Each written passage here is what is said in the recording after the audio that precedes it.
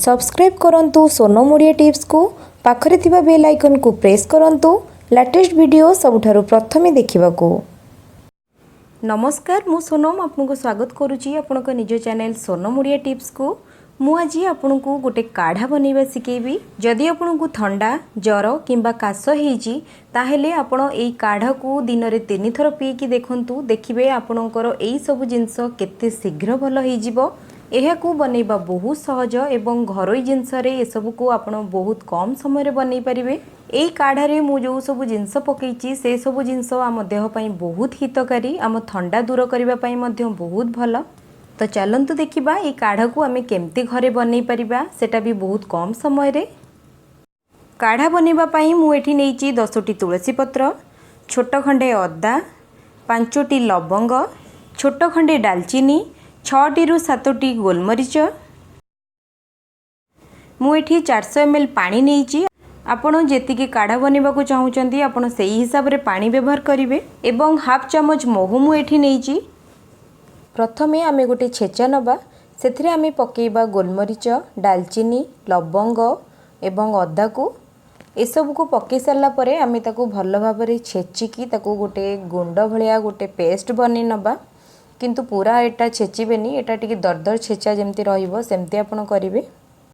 देखंतु एटा मोर पूरा दरदर छेचा हे गलानी। एटा को आमे आ बेसी छेचिबानी, आमको एतिकी ही छेचिबा दरकार आ एमती ही तार पेस्टटा हबा दरकार। एबे आमे सेथिरे जो तुलसी पत्र रखिथिले धोईकी से तुलसी पत्र को आमे पकेई दबा। तुलसी पत्र को भी एबे आमे अल्प टिके छेची नबा, ताको टिके अल्प अल्प दरदर छेचा कला भलिबा आमे करि नबा।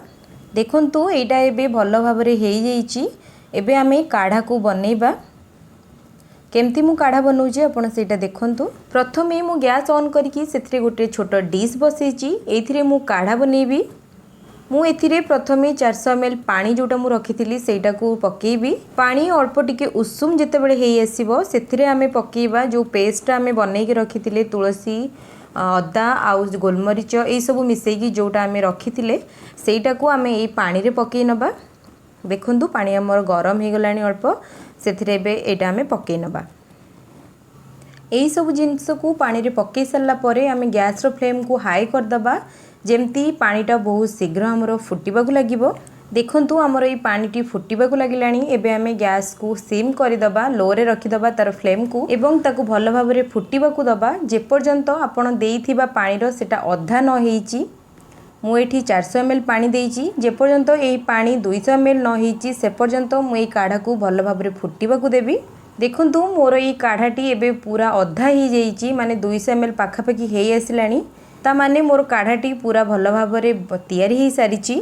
एबे आमे गैस को ऑफ करि दबा। आउ ए काढ़ा को आमे कप रे हो किंबा आउ जे कोनोसी जगह रे आपण पीबा को चाहुचंती सेथिरे काढी नबा। देखंतु मु काढ़ा को एई कप रे ढाळीबी। गोटे चा छंका प्रथमे आपण नेबे, सेथिरे एई काढ़ा को आपण जेमती चा छांकुचंती सेमती आपण छांकी नेबे। एहा को छांकी सारला परे आमे जो महू रखिथिले सेई महूरु अध चामच मु एई काढ़ा रे पकेइबी। काहेकि ना महू भी आम ठंडा को दूर करबा पई बहुत भल मेडिसिन। महू पकई सारला परे आमे सेटा को भल भाबरे मिक्स कर दबा टिके। देखंतु हमर काढ़ाटी भल भाबरे तैयारी हो जाईची। एई काढ़ा को आपण दिन रे 3 थर पियंतु। आपण आपनको छुआ को मध्य देई परिबे किंबा घरे कोनोसी सदस्यंकर जदी एमती किछि प्रॉब्लम थिबो ताहाले आपण तांकु भी देई परिबे। आपण एटा को करंतु, देखिबे आपणकर ठंडा हो किंबा जर हो किंबा काश हो केते शीघ्र भल होई जिवो। मु आशा करूची मोर आजिर वीडियोटी आपनको किछि मात्रा रे हेल्प करि परिथिबो।